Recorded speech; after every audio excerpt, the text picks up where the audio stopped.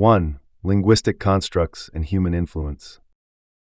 Language is not a neutral medium of communication, it is a vessel of power. The assertion that placing an S in front of words creates swords metaphorically reveals the potential harm words can inflict when misunderstood or weaponized. Human cognition is structured by language, and our legal, spiritual, and interpersonal realities are shaped by how we interpret and use words. When used without awareness, language becomes a hidden tool of manipulation, particularly within legal and ceremonial systems where definitions diverge from colloquial meanings. Footnote: language governs human behavior and can serve as either a tool of liberation or a weapon of control. 2. The metaphysics of spoken intention. Words have been historically regarded as instruments of energetic influence, often conceptualized as spells. From ancient magical traditions to contemporary cognitive psychology, it is acknowledged that verbal expression influences both perception and reality. When speech is imbued with intention, it creates cognitive frameworks that either affirm or disrupt the world we perceive. Whether in ceremonial rites or casual exchanges, the spoken word functions as a carrier of human agency. Footnote: verbal expression, when aligned with intent, shapes subjective and objective realities. 3. Ceremonial magic and the pursuit of control.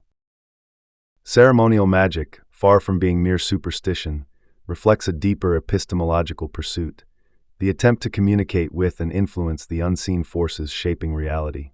Historically, it has blended elements of science, theology, and symbolic art.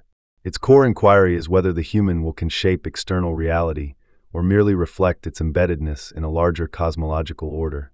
Practitioners sought not only knowledge but mastery, internally and externally, through symbols, rites, and disciplined intention. Footnote: ceremonial magic serves as a structured exploration of power, meaning, and self-mastery through symbolic acts. 4. The rise and fall of esoteric societies. The historical arc of civilizations like Atlantis and Egypt illustrates both the enlightenment and corruption of ceremonial magic. Initially revered as a sacred bridge between humanity and the divine, these practices devolved into instruments of control. Knowledge became monopolized by elites, and rituals lost their spiritual authenticity, becoming tools of social dominance. This transition from enlightenment to tyranny demonstrates the ethical fragility of spiritual power when decoupled from humility and balance. Footnote: historical esoteric systems reveal the danger of spiritual knowledge corrupted by ambition and institutional control. 5. The descent into manipulative practice. When ceremonial practices are stripped of ethics, they transform into what is often termed dark magic, systems based not on alignment but domination. These practices bypass universal laws in pursuit of personal gain, resulting in unintended psychological, spiritual, and societal consequences. Throughout myth and history, such manipulation is shown to backfire on the practitioner, underscoring the immutable rule that power exercised without equilibrium invites collapse. Footnote: magic used for manipulation rather than balance often leads to unintended and destructive consequences. 6. Modern echoes of ancient practices. Today's psychological manipulation, marketing tactics, and ideological persuasion reflect the same core impulse as historical dark magic, the pursuit of control over others through invisible mechanisms. In place of chants and rituals, we now use algorithms and sales scripts. However, the psychological cost remains, the erosion of authenticity and agency. Modern systems often exploit human insecurities under the guise of empowerment, reinforcing the illusion of control while deepening disconnection from the self. Footnote: modern psychological systems replicate ancient manipulative frameworks, often disguising control as empowerment. 7. The alternative path, power as harmony. Contrary to manipulative models, true ceremonial practice seeks ethical engagement with universal forces. It is less about conquest and more about alignment. The disciplined practitioner asks not how can I control the world, but how can I live in harmony with it.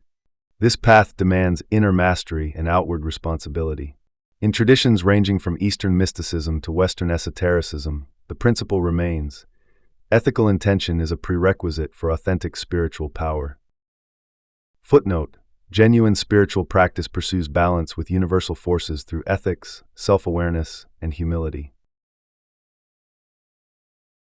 8. Ceremonial magic as ethical mirror. At its essence, ceremonial magic is not a vehicle for control, but a mirror reflecting how we relate to uncertainty and power. From Atlantis to the modern world, its misuse has paralleled humanity's struggle to balance ambition with integrity. Magic thus becomes not a supernatural tool, but a psychological and ethical test. Will we exploit the unknown, or will we honor it?